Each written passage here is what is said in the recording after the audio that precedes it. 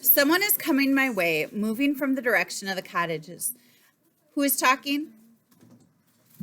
Or not talking, who's narrating? Jet.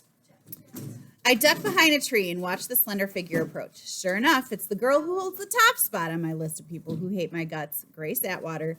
She knows exactly where she's going. She marches right past all the utility outbuildings and approaches the farthest and smallest one, a shabby shed with paling paint. What could be in there? It looks like it hasn't been used in 10 years. I step out from behind the tree. Hey, Grace, what's up? If the outdoors had a ceiling, she would have hit it. She jumps, spins around, and steps back, pressing herself against the door on the shed. Chill out, I advise. In Arkansas in July. This is impossible. What are you doing here? She demands. In her hand, she clutches a table napkin with something hidden inside.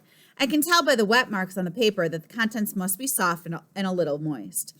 What have you got there? I asked. None of your business. Come on, show me. I reach for the napkin, but she yanks it from my grasp. In the process, though, the contents get squashed, dropping a blob of whitish yellow mush on the grass between us. A smell reminds me of Thanksgiving dinner. Is that a turnip? She doesn't deny it. Denying a turnip would be almost as weird as walking through the woods carrying some. It dawns on me.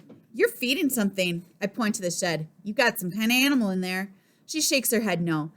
Her expression even more miserable than Matt's at the top of a zip line. Good news, comes a voice behind me. I got the celery. Onto the scene lopes Tyrell. A large green stalk clutched in his fist. He freezes at the sight of me. Oh, hi, Jet.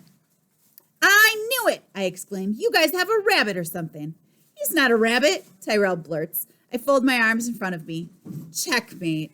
Totally defeated, Grace opens the door to the shed and cracks the crack and peeks inside. He's in the tray. The three of us enter the small space. On the metal floor sits a paint tray filled with water. There, poised just below the surface, is a funny-looking lizard about 8 inches long from nose to tail. I can't resist. That looks like a pet to me. Doesn't Nimbus have a rule against pets? Grace sticks her jaw out. He's not a pet. He's a rescue lizard. I'm blown away. You mean like an EMT?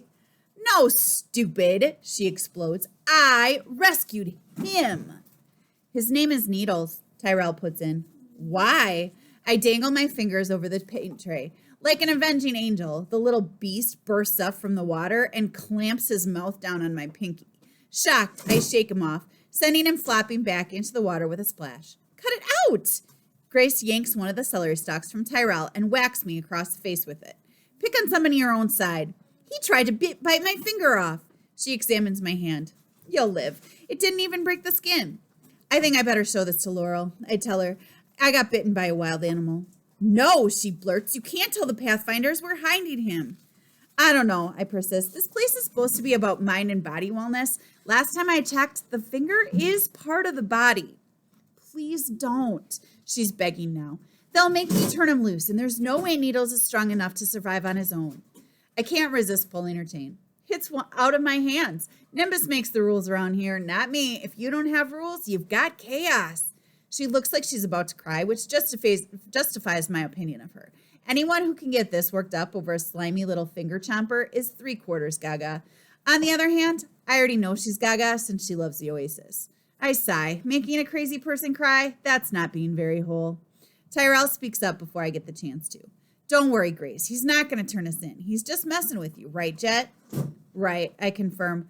Who hates rules more than me? Nimbus says no pets. I say we adopt 100 lizards and a Shetland pony. Maybe a couple of giraffes. No giraffes, Tyrell deadpans. The shed isn't tall enough. I regard Tyrell with a newfound respect. Maybe I underestimated him. So what's the next step in Lizard 101, I ask. We've been trying to figure out what he eats, comes a new voice from behind us. I wheel in time to see that tall girl with the glasses, Brooklyn, slipping in through the door of the shed. I shoot Grace a resentful look. She's in on it too? You trust her and not me? Brooklyn laughs. Last time anybody trusted you, you bought a hovercraft. My eyes click into super focus, a trait I inherited from Vlad. When he concentrates, his gaze is like a targeting system on an F-16. How'd you hear about the hovercraft? I demand. Only Nimbus, Ivory, and Matt know about that. Word gets around, Brooklyn explains evasively. What's that supposed to mean? My eyes narrow. Has Matt been complaining about me? Tyrell grins. Everyone's been complaining about you. I shrug modestly. Fair enough. Guys, we've got more important things to do, Grace insists. Needles must be starving. Tyrell reaches reaches one of the celery stalks into the paint tray, dipping it into the water directly in front of Needles. The lizard ignores it, even when Tyrell bumps it up against the reptile's leathery snout. Next, Grace scoops a little mashed turnip into the popsicle stick and offers it. The needle-like teeth nibble at it for about half a second. Then the blob of food sinks into the bottom of the paint tray, ignored. Brooklyn goes last. She's brought a Dixie cup filled with brown rice. Using a pair of wooden chopsticks, she plucks a few grains and holds them just above the surface of the water. Needles seems to find this the least appetizing of all. He actually turns his snout away. I'm pretty sure he's making a face if he'd be making a face if he had one. You guys are such idiots, I tell them. If you want to know what lizards eat, Google it. The look they give me plainly says that I'm the idiot, not them. There is no Google here, no Yahoo, no Fuego search. We are 100% unplugged. We're doomed, I groaned. We've got no way of ever even finding out what kind of lizard he is. For all we know, he eats nothing but Cherry's Jubilee. The others stare at me hopelessly. They may not like me much, but they see that I'm right. At that moment, a small moth flaps its way over the paint tray. Needles rises up out of the water and snaps his jaw at it, missing it by at least 3 inches. The moth does a U-turn and disappears out the door. Well, we have our answer, Grace says in a shaky voice. I shrug. So he eats bugs, so what? He's a carnivore, Brooklyn concludes in that flat, informative tone of hers. That's when it hits me. The dining hall is fully stocked with every fruit, vegetable, grain, starch, and protein in the food pyramid. There's only one missing piece: meat. There's nothing in that entire kitchen that you could feed a carnivorous lizard. I put it into words. I guess I'm not the only creature who's going to starve in this place.